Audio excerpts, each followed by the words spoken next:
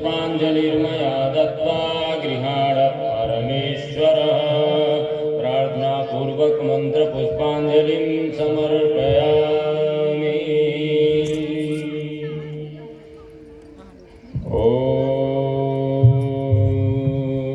सभी लोग अपनी अपनी जगह पर बैठ जाएं। भूर्भुवः स्वः तत्सवितुर्वरेण्यं भर्गो देवस्य धीमहि धियो यो नः प्रचोदयात्। ध्येयं सदा परिभवग्नमभीष्टदोहम् तीर्थास्पदं शिवविरञ्चिनुतं शरणं कृत्यार्तिहं प्रणतपालमवादिकोतं वन्दे महापुरुषते चरणारविन्दं। वंशी विभूषितकरानवनीर्दाभा पीताम्बरादरुणबिम्बफलादरोषा पूर्णेन्दुसुन्दरमुखादरविन्द्रनेत्रा कृष्णात्तरा किमपि तत्त्वमहं न जानामि। सर्वविघ्नविनाशाय सर्वकल्याणहेतवे पार्वती प्रियपुत्रं गणेशाय नमो नमः। नारायणं नमस्कृत्यं नरं चैव नरोत्तमं देवीं सरस्वतीं व्यासं ततो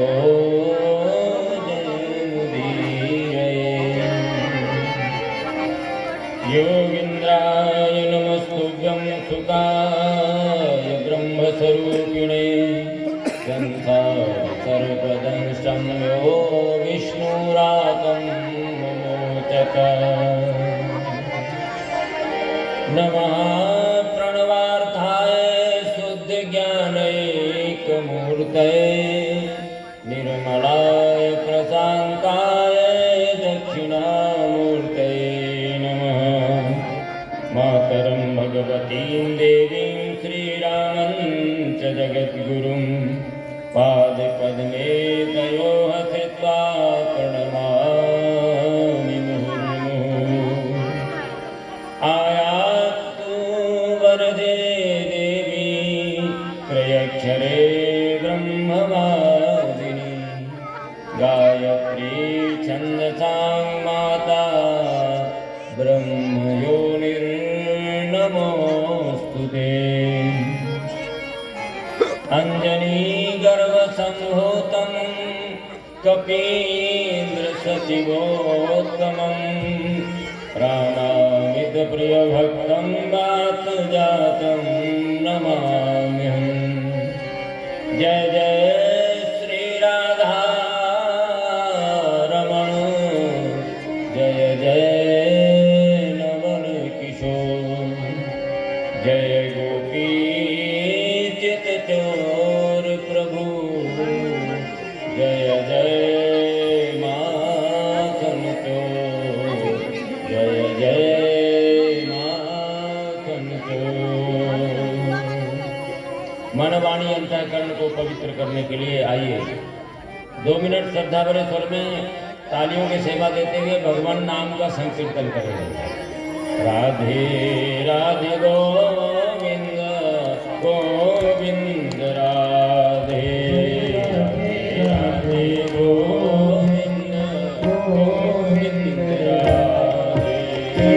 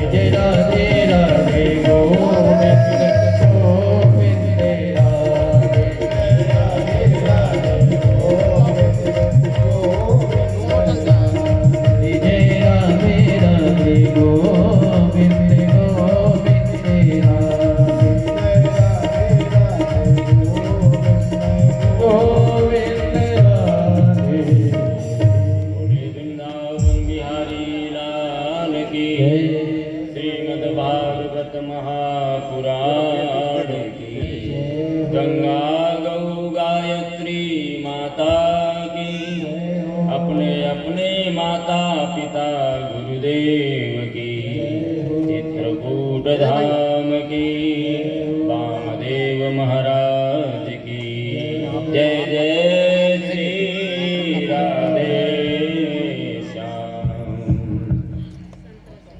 आज चतुर्थ दिवस की पावन भगवान श्री कृष्णचंद्र जी की बांगमयी प्रतिमूर्ति श्रीमद् भागवत महापुराण की कथा में सूक्ष्म रूप से यहाँ पर विद्यमान भगवान श्री कृष्णचंद्र जी एवं सभी सूक्ष्म देव शक्तियाँ, इस कथा का आयोजन करने वाले हमारे आत्मीय doctor Ramraj Gupta Anand ji, BMC BA MS आनंद मेडिकल स्टोर गायत्री नगर बांदा, उनके पिता एवं सभी पितृगण जो सूक्ष्म रूप से यहाँ पर उपस्थित हैं, उन सभी का वंदन अभिनंदन करते हुए हमारे सम्मुख बैठी हुई शक्ति स्वरूपा मातृशक्तियाँ एवं सभी सुधी श्रोतागण सभी का अभिनंदन करते हुए आज की कथा में प्रवेश करते हैं। कल भगवान के पावन चरित्रों का, भक्तों के पावन चरित्रों का श्रवण किया। हमारे जीवन में भक्ति आए, भक्तों का चरित्र आए, तभी भगवान का सानिध्य प्राप्त हो सकता है। इसलिए भगवान से पहले हमारे जीवन में भक्त ही आते हैं, और इसलिए भक्तों का चरित्र कल आपने श्रवण किया। जड़ भरत से लेकर के वृत्तासुर एक असुर है, लेकिन इसके बाद भी उसने, जब भगवान ने सुदर्शन का प्रयोग किया, इंद्र का जब वज्र हुआ प्रयोग वृत्तासुर के ऊपर, और उस इंद्र का वज्र दधीच की हड्डी से बना हुआ था। और दधीच ब्रह्म ज्ञानी महात्मा थे, संत थे, उनके रोम रोम में भगवान नारायण और उनका जब दर्शन हुआ तो वृत्तासुर जो इतना बड़ा सुर था, देवताओं को, इंद्र को निगल लिया, देवताओं को स्वर्ग से भगा दिया। ऐसा उत्पात मचाने वाला असुर भी नियंत्रित हो जाता है और वह भगवत दर्शन करने लगता है, और भगवान से भक्ति सूत्र के 4 वृत्त गीता के माध्यम से कल आपने श्रवण किया कि कैसे उसने भगवान से प्रार्थना किया। अहम हरे तव पादैकमूलं दासानुदासो भवितास्मि भूयः।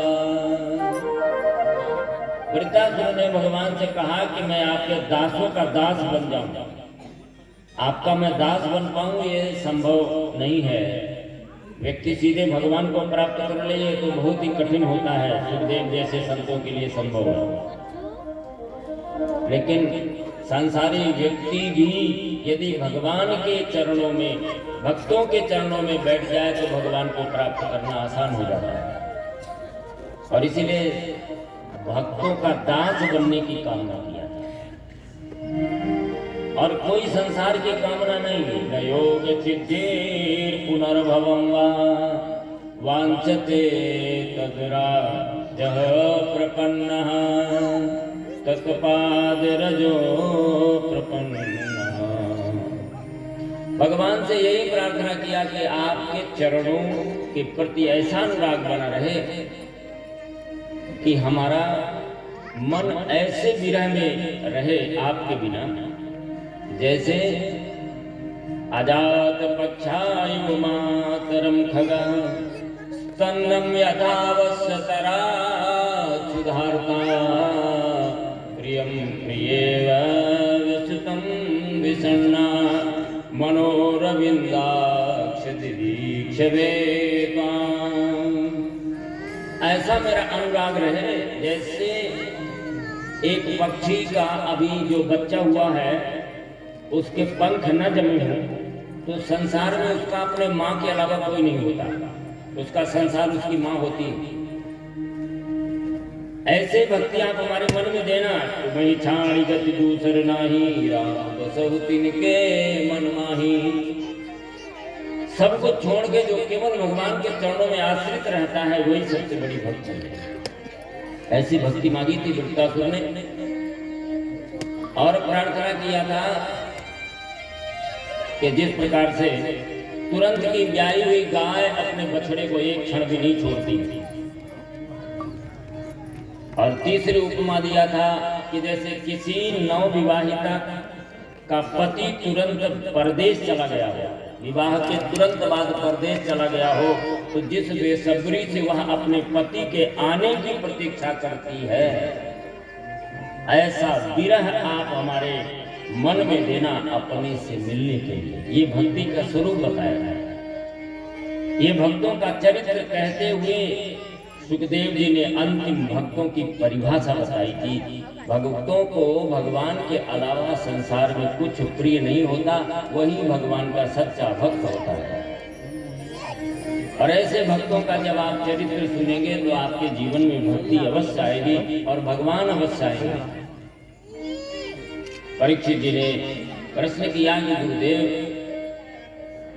ऐसा लगता है कि भगवान तो राक्षसों को, दैत्यों को मारते रहते हैं और देवताओं का कल्याण करते रहते हैं, तो भगवान तो समदर्शी हैं। और भगवान जब समदर्शी हैं तो उनको तो सबको एक दृष्टि से देखना चाहिए, लेकिन भगवान अंतर क्यों करते हैं? ये समदर्शी का स्वभाव तो नहीं हो सकता। भगवान के सब बनाए हुए हैं, सबके प्रति भगवान को समान प्रेम होना चाहिए था। सुखदेव जी ने कहा कि राजन, मैं आज आपको ऐसी कथा सुनाना चाहता हूं कि इससे आपको समझ में आ जाएगा कि भगवान समदर्शी है। एक दैत्य बालक प्रहलाद, जिसके लिए भगवान ने पूरा अवतार धारण कर दिया। भगवान तो वास्तव में समदर्शी ही है। जब हिरण्याक्ष का वध हो गया, भगवान ने उत्तम गति प्रदान कर दिया, तो उसका बड़ा भाई हिरण्यकशिप वन में तपस्या करने के लिए गया कि मैं बदला लेकर के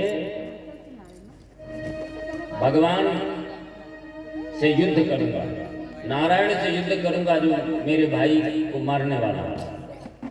इसके लिए मंदराचल पर्वत पर तपस्या करने के लिए गया और जैसे तपस्या करने लगा तो देवताओं को लगा कि ये दैत्य तो वैसे बड़ा पराक्रमी है और यदि इसको शक्तियां मिल गई तब तो यह और भी हम लोगों के लिए समस्या बन जाएगा।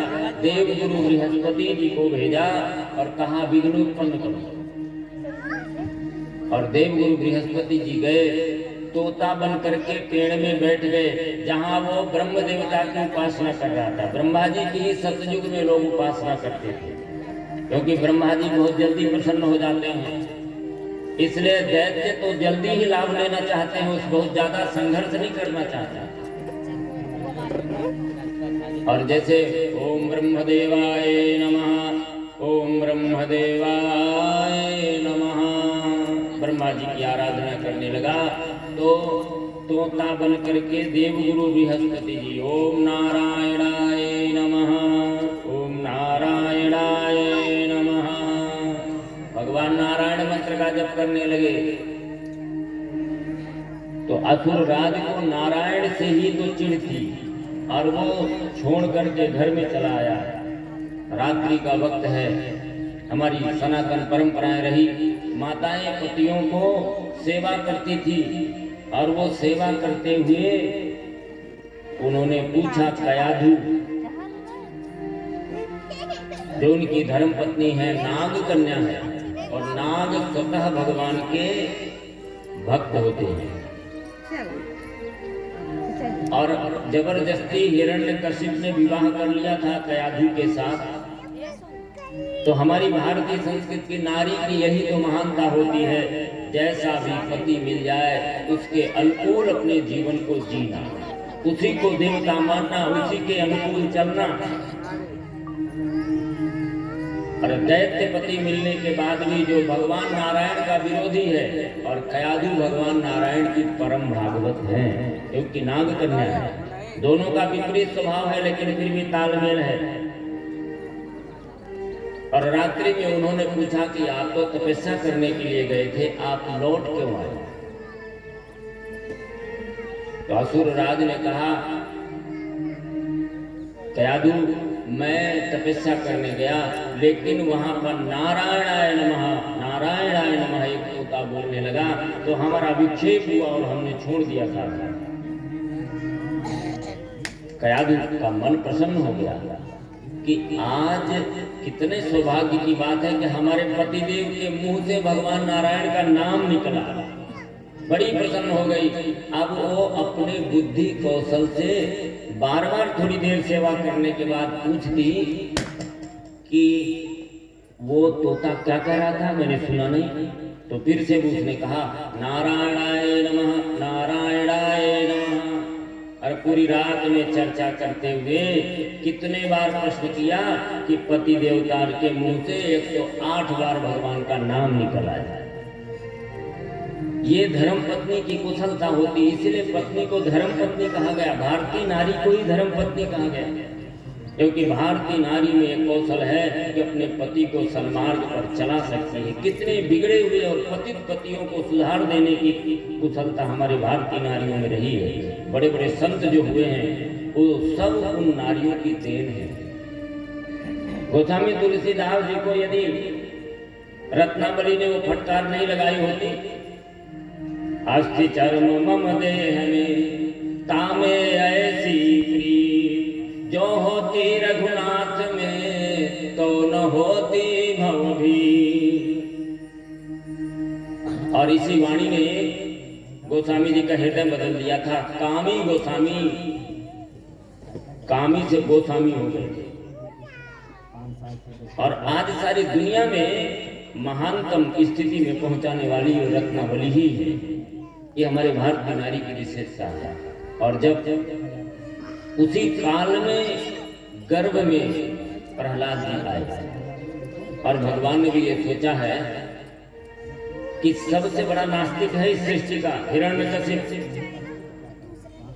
वो कहता है भगवान कुछ नहीं होते, मैं ही सब कुछ हूँ, मेरे से बड़ा कोई नहीं है, मैं ही भगवान हूँ। बंद करो, क्यों आवाज कर रहे थे, खुद को बाहर ले। यदि मैं ही सबसे बड़ा भगवान हूं, ये मनुष्य का अहंकार चरम सीमा पर जब हो जाता है तो व्यक्ति भगवान को भी नहीं मानता, धर्म को नहीं मानता, सिद्धांतों को भी नहीं मानता, अपने बड़ों को भी नहीं मानता। यही तो दैत्य होने का स्वभाव है। और असुर राज ने जब इस प्रकार की भावना रखी तो भगवान ने भी कहा है कि आज मैं तुम्हारे घर में ऐसा परम भागवत पैदा करूंगा कि दुनिया देखेगी कि भक्त क्या होता है। एक सबसे बड़े नास्तिक के घर में इतिहास और सृष्टि का सबसे बड़ा भक्त पैदा कर दिया। ऐसे जो भगवान के परम भागवत 12 लोग हैं उनमें से एक प्रहलाद जी है।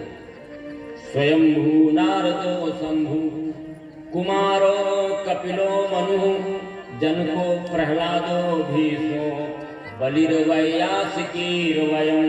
ये 14 परम भागवत हैं, उनमें से प्रहलाद जी का भी नाम आ रहा है। ऐसा परम भागवत भगवान ने गर्भ में भेजा। और असुर राज फिर से तपस्या करने के लिए मंदराचल पर्वत पर चले गए। और इस बीच में इंद्र ने कयाधु का हरण कर लिया। ये सोचा कि कयाधु को मार देंगे तो इनके गर्भ में जो आने वाला शिशु है वो भी मर जाएगा और हमारा दुश्मन पैदा नहीं होगा। लेकिन नारद जी बीच में आ गए। जब भक्त आते हैं तो भगवान की कृपा होती है तो भक्त भी आते हैं। नारद जी आ गए और नारद जी ने समझाया कि देखो देवराज, इस समय कयाधु के गर्भ में भगवान का कृपा पात्र भक्त है और कोई भी दुख हुआ तो आप भगवान के कोप से बच नहीं सकते। इसलिए इंद्र ने कयाधु को मुक्त कर दिया और नारद जी अपने आश्रम में ले आए।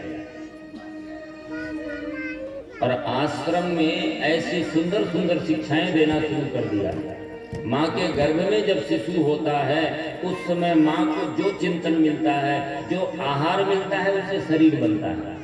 आप बहुत अच्छे आहार ग्रहण करेंगे, फल फूल दूध आदि, तो बच्चा बहुत सुंदर होगा। और मिट्टी खाना और ये करना वो करना, तमाम प्रकार के नशा व्यसन करना, और इससे क्या होगा, जो बच्चा पैदा होगा वैसे ही होगा। संस्कार बड़े महत्वपूर्ण है। हमारा विज्ञान ने सिद्ध कर दिया है आज की स्थिति में कि नास्तिक के जीन से भी परम आस्तिक पैदा किया जा सकता है यदि अच्छा वातावरण दिया जाए। इसलिए अच्छा वातावरण देने के लिए नारद जी ले गए और नारद जी सुंदर सुंदर कथाएं सुनाते। आश्रम की दिनचर्या में रहना पड़ता कयाधु को, ठीक समय पे उठना, ठीक समय पे सोना और सत्संग करना, प्रवचन सुनना। आज हम टीवी देखते रहते हैं और कभी गर्भ को इतना पवित्र मानते नहीं कि भगवान का अंश आ रहा है, और उसको एक संस्कार देने के लिए हमको ये चीजें सब नहीं देखनी है। तपस्या करनी चाहिए, पूजा करनी चाहिए, उपासना करनी चाहिए, भगवान का नाम लेना चाहिए। तो जो संतान पैदा होगी बहुत बुद्धिमान होगी, आप जो चाहते होंगे वैसी संतान होगी। तो कयाधु को सहज नारद जी ने वातावरण उपलब्ध कराया और देव असुर राज मंदराचल पर्वत पे ऐसी कठोर तपस्या करने लगे कि उनके शरीर में दीमक लग गई, केवल आंख भर शेष रह गई। और ब्रह्मा जी को विवश होकर के धरती पर आकर के वरदान देना पड़ा। तपस्या बड़ी महत्वपूर्ण होती है। तपस्या से देव शक्तियां विवश हो जाती हैं, मंत्रों के अधीन होती हैं। दैवाधीन जगत सर्वे दैवा मंत्राधीन। देवताओं के अधीन सारी दुनिया है और ये देवता भी मंत्रों के अधीन होते हैं। जिन मंत्रों का प्रयोग किया जाता है उनके कारण वो देव शक्तियां सहज रूप से कृपा करने के लिए विवश हो जाती हैं। और ब्रह्मा जी ना चाहते हुए ब्रह्मा जी आ गए और ब्रह्मा जी ने अभिमंत्रित जल जैसे ही असुर राज के ऊपर डाला तो शरीर पूर्ण हो गया और स्वस्थ होके खड़े हो गए। और ब्रह्मा जी को देख करके ब्रह्मा जी की प्रार्थना कर दी। अनंता व्यक्त रूपेण येनेदं खिलं ततं चिदचिक्षाति युक्ताय तस्मै भगवते नमः, तस्मै भगवते नमः। ब्रह्मा जी की प्रार्थना किया और ब्रह्मा जी ने कहा कि असुरराज अपना इच्छित वर मांगो। असुरराज ने कहा ना भूमो।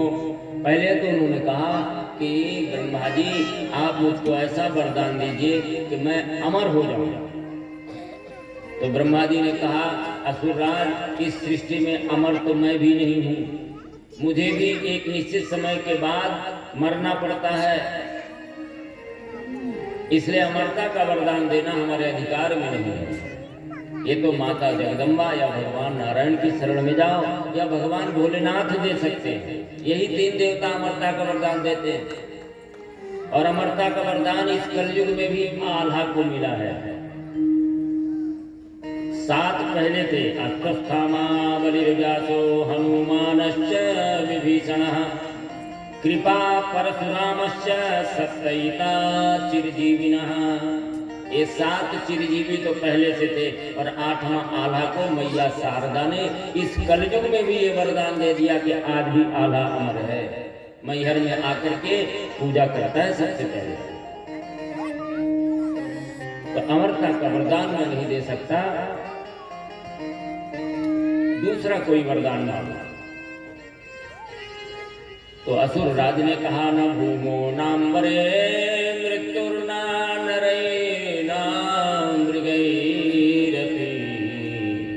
तो आप दूसरा वरदान देना चाहते हो तो आप मुझको ये वरदान दो कि न मैं भूमि में मरूं, न आकाश में मरूं, न अस्त्र से मरूं, न शस्त्र से मरूं, न ऊपर मरूं, न नीचे मरूं, न मनुष्य से मरूं, न पशु से मरूं, यहाँ तक कि किसी अस्त्र शस्त्र से न मरूं। और ब्रह्मा जी, आपकी बनाई हुई सृष्टि में हम किसी से भी न मरे। तो ब्रह्मा जी ने कहा तथास्तु, अमरता जैसा ही वरदान है ये, और अमरता जैसा वरदान प्राप्त करके असुर राज और भी अहंकारी हो गया। अब तो मेरे से बड़ा कोई भगवान नहीं हो सकता। और जैसे तपस्या करके लौट के आया, नारद जी ने, प्रहलाद जी का जन्म हो चुका था, प्रहलाद जी थोड़ा बड़े हो गए थे, उनको ला करके जैसे ही असुर राज को दिया, और प्रहलाद जी ने पिता के चरणों में साष्टांग प्रणाम किया, क्योंकि ये हमारी संस्कृति है। गुरुकुलों में ये सिखाया जाता है अभिवादन कैसे करना चाहिए बड़ों का। तो साष्टांग जैसे प्रणाम किया, तो प्रणाम करते ही प्रसन्न होकर के गोदी में पिता ने उठा लिया। और असुर राज ने कहा कि प्रहलाद, कोई अच्छी बात सुनाओ। तो प्रहलाद जी तो गुरुकुल से आए हैं, वो अच्छी बातें समझाएंगे। उन्होंने कहा साधु मने असुर वर्य देहिना सदा समुद्री नदियां सदगृहा हितात्मपातं गृहमन्धकूपं वनं गतो यद्धनिमाश्रयेत। पिताजी, मनुष्य इस संसार रूपी कुएं में, गृहस्थी के कुएं में गिर करके वह केवल इतना ही गृहस्थी के जीवन, अपने पेट बच्चे पालने और इतने तक ही सोचता है। इससे अधिक उसकी कोई जिंदगी नहीं होती। और हमारे अनुसार तो ऐसा चाहिए कि उसे वन में जाकर के भगवान हरि का भजन करना चाहिए, स्मरण करना चाहिए। और नहीं तो उसकी गति वही होती है। उद्देश्य विहीन जीवन व्यक्ति यदि जीता है तो उसकी गति एक कौवे जैसी होती है। एक कौवे ने सोचा, एक हाथी को बहते हुए देखा, कौवा बड़ा प्रसन्न हो गया। अब क्या पूछना है, मेरे पूरी जिंदगी के लिए भोजन की व्यवस्था तो हो गई। और बैठ गया उसके ऊपर, कौवे के ऊपर बहते हुए नदी में बैठ गया। और वो भूल गया अपने जीवन के उद्देश्य को ही, केवल भोजन ही तक सीमित रहा। और अंत में वो नदी जाकर के समुद्र में मिल गई।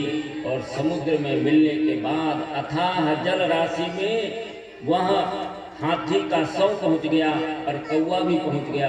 अब वो वहां से उड़ना चाहा, लेकिन अब उड़ी जहाज को पंछी उड़ी जहाज पे आवे। ऐसे समुद्र में कहाँ जाएगा, जहाँ जाता है वहाँ जल की राशि दिखाई पड़ती है। एक दो बार ऊपर नीचे उछला और गिरा, और ऐसा गिरा कि मगरमच्छ के मुंह में चला गया और मृत्यु को प्राप्त कर दिया, उसका जीवन खत्म हो गया। ऐसे यदि हम भी जीवन केवल पेट के लिए जीते हैं, उद्देश्य विहीन होकर के जीते हैं, तो हमारे जीवन का भी अंत ऐसे ही हो जाता है। असुर राज ने सोचा कि अभी अभी गुरुकुल से पढ़ के आया है, इसलिए इसको ये सब नारद जी के विचार समझ में आ रहे हैं, और हम तो असुर हैं, और अब इसको असुर संस्कृत की शिक्षा दी जाए। तो संडामर्क जी को सौंप दिया, जो असुर विश्वविद्यालय के कुलपति हैं, शुक्राचार्य जी के पुत्र। उनको कहा कि आप इस बच्चे को असुर विद्या की शिक्षा दीजिए। और असुर विद्या की शिक्षा देने लगे। और एक दिन फिर प्रहलाद जी आए, और जैसे प्रहलाद जी आए और प्रहलाद जी ने फिर से वैसे ही प्रणाम किया, साष्टांग प्रणाम किया। और जैसे साष्टांग प्रणाम किया तो पिता ने गोदी में फिर से उठा लिया, सिर पे हाथ फेरा और कहा, प्रहलाद, जो गुरुकुल में सीखा है वह कोई विद्या या वो कोई उपदेश सुनाओ। जैसे हम छोटे बच्चे को बैठा लेते गोदी में और कहते महामृत्युंजय मंत्र सुनाओ, गायत्री मंत्र सुनाओ, और जब ये वो गायत्री मंत्र या महामृत्युंजय मंत्र सुना देता है तो बड़ी प्रसन्नता होती है माता पिता को। ऐसे ही प्रहलाद जी इस बार सुनाने लगे, श्रवणम कीर्तनम विष्णु स्मरणम पाद सेवनम अर्चनम वंदनम दास्या सख्यात्मनिवेदनम।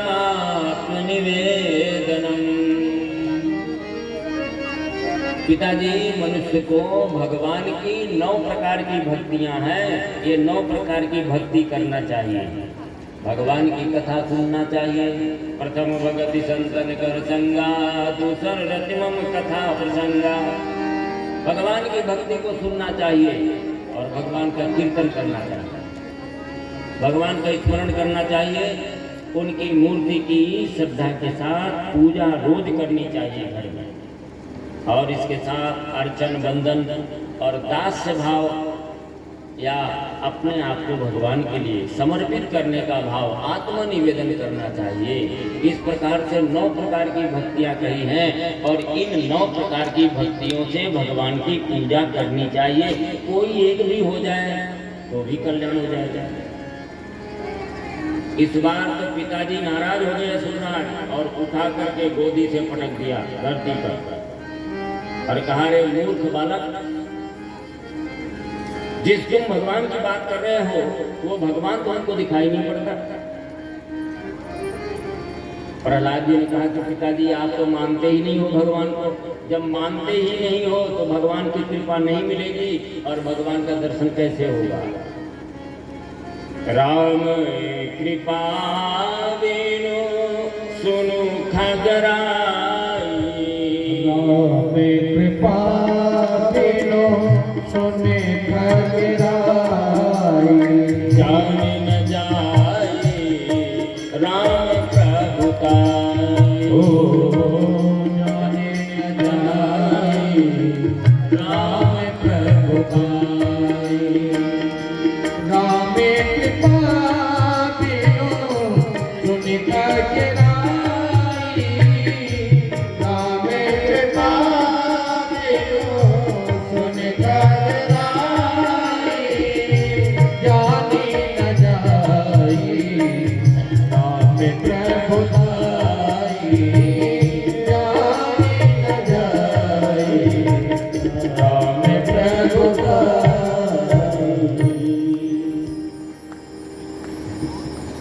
पिता ने सोचा कि लगता है कोई ये हरि भक्त के चक्कर में अभी भी पड़ा हुआ है।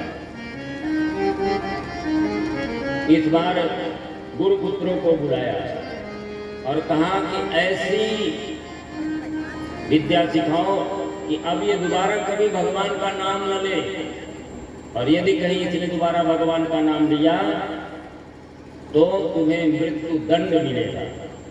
तो अब गुरुपुत्रों ने बड़ी कड़ाई के साथ शिक्षा देना शुरू कर दिया। सर को कटाया, हाथी से कुचलाया, पहाड़ में फेंक दिया, विष पिलाया, भय दिखाया।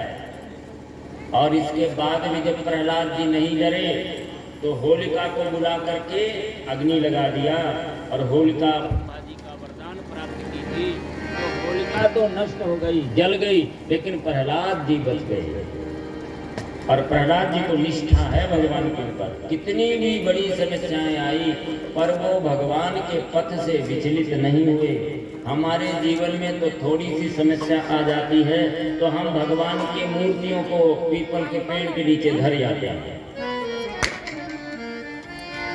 और लगता है कि भगवान की भक्ति तब होगी जब हमारे जीवन में सब चकाचक सुख ही सुख होगा।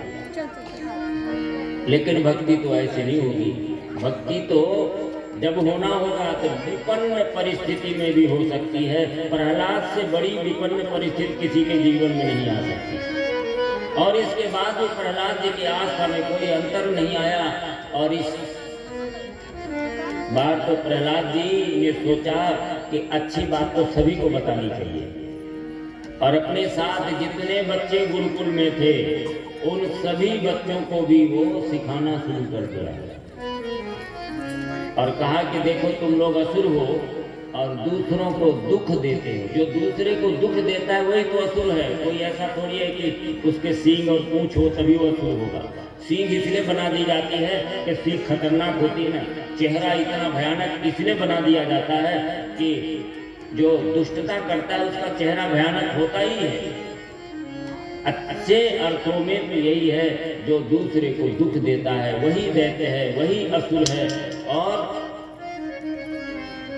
असुरों में दुख देने की प्रवृत्ति होती है, इसलिए प्रहलाद जी सभी असुर बालकों को कहते हैं तस्मात् शुभा सर्वेषु दया कुरुतु सौहृदम् आसुरं भावमुन्मुच्य तुष्यता अधोक्षजम्। मेरे मित्रों, भगवान को भजन करो, भगवान के शरण में जाओ और भगवान में प्रीति रखने के लिए संसार के हर जीवों पर दया करो। भगवान दया करने से प्रसन्न हो जाते हैं। इसलिए तुम अपने इस दुख देने की प्रवृत्ति को छोड़ दो, आसुरी भाव छोड़ दो और सब प्राणियों के प्रति दया का भाव रखो। इससे भगवान प्रसन्न हो जाएंगे। और असुर बालक पूछते हैं कि प्रहलाद जी, हम तुम एक ही विश्वविद्यालय में पढ़ते हैं और हमको तो ऐसी कोई शिक्षा नहीं देता, ये तुमको शिक्षा कहाँ से मिलती है? तो प्रहलाद जी ने कहा कि मैं अपने माँ के गर्भ में जब था तो नारद जी ये सुंदर सुंदर बातें समझाते थे, वो हमने सब याद कर लिया है और हमको विश्वास है इन बातों पर। और यदि तुम भी चाहते हो तो आओ हमारे साथ भगवान का नाम लो और सब एक साथ मिलकर के श्रीमन नारायण नारायण नारायण श्रीमन नारायण श्रीमन नारायण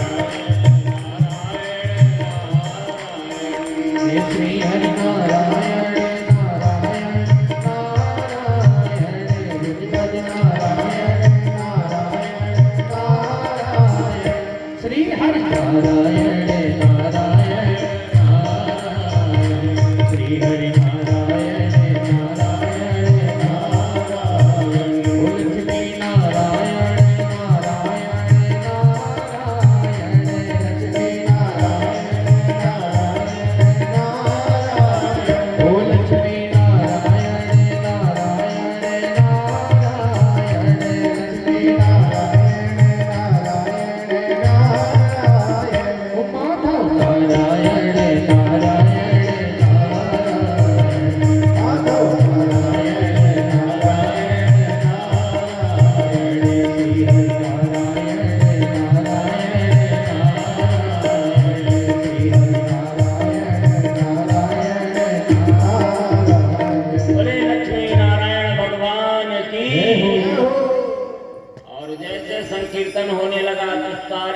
संकीर्तन में भाग लेने लगे और गुरुपुत्र संडामर्क जी दौड़ करके गए। असुरराज, बड़ा अनर्थ हो गया। अभी तो एक प्रहलाद की समस्या थी, अब तो सारा गुरुकुल ही श्रीमन नारायण करने लगा। तो असुरराज दौड़ता हुआ आया और जैसे उसके पदचाप की धमक सुनाई पड़ी तो सब संकीर्तन बंद हो गया और उसने प्रहलाद को कहा, रे मूर्ख बालक, तू मेरी शक्ति को नहीं जानता। इस सृष्टि में मेरे से अधिक कोई शक्तिशाली नहीं है और तुम किसके बल पर हमें चुनौती दे रहे हो और हमारी बात को न मानकर भगवान हरि का स्मरण कर रहे हो? तो प्रहलाद जी ने बड़ा सुंदर उत्तर दिया, न केवलम मे भवता चराजन सवैवलम बलिनाम च परेशान परावरेमि स्थिर जंगमाये ब्रह्मादयो येन वशं प्रणीतः ब्रह्मादयो येन वशं प्रणीतः। पिताजी, जिस शक्ति की बात आप कर रहे हो, ये आपके अंदर में जो शक्ति है, ये शक्ति भी हमारे ठाकुर जी की है। और जिनसे आपने शक्ति पाई ना ब्रह्मा जी से, उन ब्रह्मा जी को भी शक्ति जो देते हैं वो मेरे ठाकुर जी हैं। और यही नहीं, संसार में जड़ चेतन जितने भी हैं, इनमें जहाँ भी शक्ति दिखाई पड़ रही, चेतना दिखाई पड़ रही है, ये सब हमारे ठाकुर जी की कृपा से ही चल रहे हैं। अब तो और ही क्रोधित हो गया। अरे मूर्ख बालक, आज मैं तुम्हें इस खंभे में बांध करके तपते हुए जलते हुए खंभे में भी बांध देता हूं और तुम्हारे सर को काट दूंगा। प्रहलाद जी ने कहा, पिताजी, मेरे भगवान तो इस खंभे में ही है। ईशावास्यमिदं सर्वं यदि किंचित जगत्यां जगत्, जो कण कण में बैठा हुआ है वही तो भगवान है। ईश्वर उसी को कहते हैं। आपने यदि पुकारा है तो आपकी भाषा को सुनने में समर्थ है, वो सर्वत्र है, कण कण में है। ऐसी कोई जगह नहीं है जहां पर भगवान नहीं है, इसलिए ढूंढने की जरूरत नहीं है। किसी ने कहा कि भगवान समुद्र में रहे होंगे, क्षीर सागर में होंगे, किसी ने कहा स्वर्ग में होंगे, और भगवान शिव भगवान के सबसे बड़े भक्त हैं। और उन्होंने कहा, जाके हृदय भगति जस प्रीति, जाके हृदय भगति जस प्रीति, प्रभु कहा प्रगट सदाय हरि, प्रभु कहा प्रगट सदाय हरि। श्री राम जय राम, जय जय राम, श्री राम जय राम, जय जय राम, ओ श्री राम जय राम, जय जय राम, श्री राम जय राम, जय जय राम। तो प्रहलाद जी के मन में है कि भगवान इस खंभे में भी है, और भगवान ने विश्वास भी दिला दिया कि प्रहलाद घबराना नहीं, मैं हूं ना तुम्हारे साथ। और उस जलते हुए खंभे में भी एक चींटी चलती हुई दिखाई पड़ गई। तो प्रहलाद जी को समझ में आ गया, इतने जलते हुए खंभे में एक चींटी चल रही, मेरे ठाकुर जी तो है। और भगवान ने इसलिए भी उस खंभे से आज प्रकट होंगे कि उनके भक्त की ये भावना है कि भगवान इसके अंदर हैं, इसलिए भगवान उस खंभे से ही प्रकट होने वाले हैं। और कोई भी पिता अपने पुत्र को मारना नहीं चाहता है, वो ताड़ना देके सुधारना चाहता है, वो अपनी संस्कृति में लाना चाहता है। और इसीलिए उसने तलवार उठा करके भय दिखाया। चाहता तो प्रहलाद के ऊपर चलाता, तो प्रहलाद के ऊपर नहीं, खंभे के ऊपर चलाया कि विश्वास हो जाए, खंभा टूट के गिर जाएगा तो इस बच्चे को विश्वास हो जाएगा, जो भटक गया है कहीं न कहीं, इसको लगता है इस खंभे में भगवान है। तो इसकी बात जब गलत सिद्ध हो जाएगी तो हमारी बात मानेगा। जो संसारी आदमी है उसे भगवान शब्द के नहीं दिखाई पड़ते, पर जो भगवान का आत्मज्ञानी भक्त है उसे सर्वत्र भगवान दिखाई पड़ते हैं। यही अंतर होता है। और आज जैसे उसने खंभे पर प्रहार किया, उस खंभे से एक विचित्र जीव नरसिंह के रूप में भगवान प्रकट हुए। बोले नरसिंह भगवान की, मारने वाला है भगवान, बचाने वाला है भगवान, मारने वाला है भगवान, बचाने वाला है भगवान, मारने वाला है भगवान, बचाने वाला है भगवान। आज नगामा होता उसका, आज नगामा होता जिसका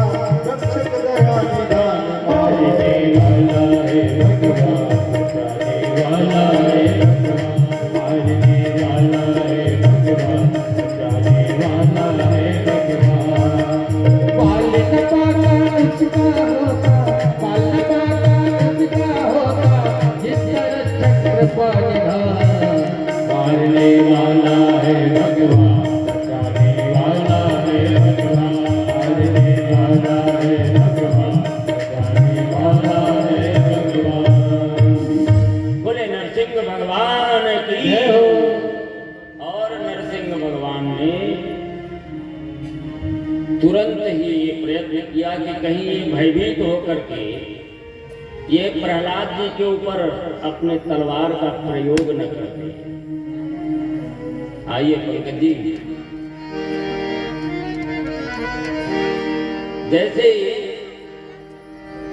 भयभीत होकर के धोखे से इसने तलवार का यदि प्रयोग कर दिया तो प्रहलाद जी का जीवन संकट में फंस जाएगा। तो जब तक आंख खुले, असुर राज की आंख जब तक खुली, तब तक भगवान ने इतना शीघ्रता किया कि पकड़ के उसको अपने गोदी पर बिठा लिया।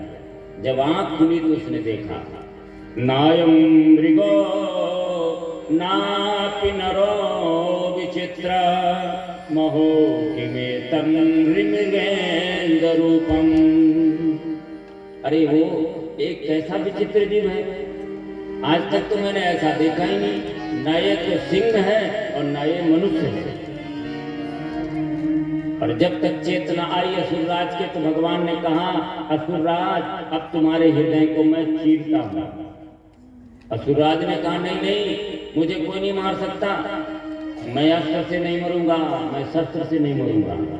तो भगवान ने कहा देखो मेरे हाथ में कोई अस्त्र शस्त्र नहीं है, ये तीखे नाखून है, इसी से मैं तुम्हारे सीने को फाड़ दूंगा। बोले नहीं नहीं, मैं तो न ऊपर मरूंगा न नीचे मरूंगा। तो भगवान ने कहा देख इस समय तू न ऊपर है न नीचे मेरी गोदी पे है।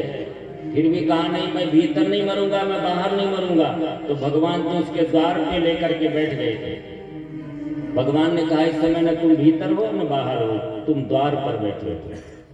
और फिर भी कहा कि नहीं नहीं, मैं तो पशु से नहीं मरूंगा, मैं मनुष्य से नहीं मरूंगा। तो भगवान ने कहा देख लो, न मैं पशु हूं और न मनुष्य हूं, मैं तो नरसिंह हूं। फिर भी उसने कहा कि मैं तो किसी नक्षत्र में नहीं मरूंगा।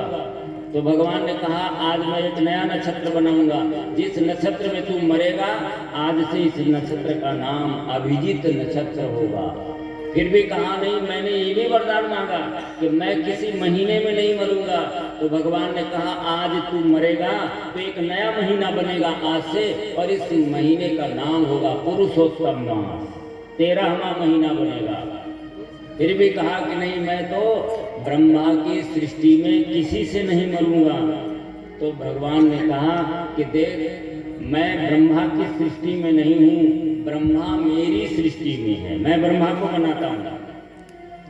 तब असुरराज को लगा कि ये सचमुच ये वही है जिसके बारे में हमारा प्रहलाद कहता था। और भगवान ने सीने को फाड़ दिया और उसके आंतों की माला अपने गले में पहन लिया। परीक्षित ने पूछा कि गुरुदेव भगवान ने आंतों की माला को क्यों पहना? सुखदेव जी ने कहा कि राजन भगवान ने ये सोचा कि पापी असुर चाहे जैसा भी रहा हो, लेकिन इसके इन्हीं अतड़ियों में बहने वाले रक्त ने प्रहलाद जैसा परम भागवत पुत्र पैदा किया है, जिसके लिए मुझे आना पड़ा हो। तो ये पिता चाहे जैसा भी रहा हो पर ये महान है। इसलिए भगवान ने सोचा फूलों की माला से अधिक कीमती ये इसके हाथों की माला है। और भगवान का ये क्रोधावतार है। क्रोधावतार शांत नहीं हो रहा, सभी देवता वंदना करके चले गए और अंतिम में वंदना करने के लिए ब्रह्मा जी आते हैं। ब्रह्मा जी सीनियर मोस्ट हैं, सबसे बड़े बेटे हैं भगवान के। तो जब कोई समस्या का समाधान ना हो तो जब बड़ा बेटा कहता है तो पिता को मानना पड़ता है। लेकिन इस बार तो ब्रह्मा जी के कहने पर भी भगवान शांत नहीं हुए। तो ब्रह्मा जी चिंतित हो गए और उन्होंने लक्ष्मी जी को बुलाया कि हो सकता है जब कोई काम न चले तो धर्मपत्नी को बुलाओ, वो नियंत्रित कर देंगी। लेकिन जब लक्ष्मी जी आई और भगवान के स्वरूप को देखा तो लक्ष्मी जी घबरा गई। ये मेरे पतिदेव विष्णु जी तो हो ही नहीं सकते हैं।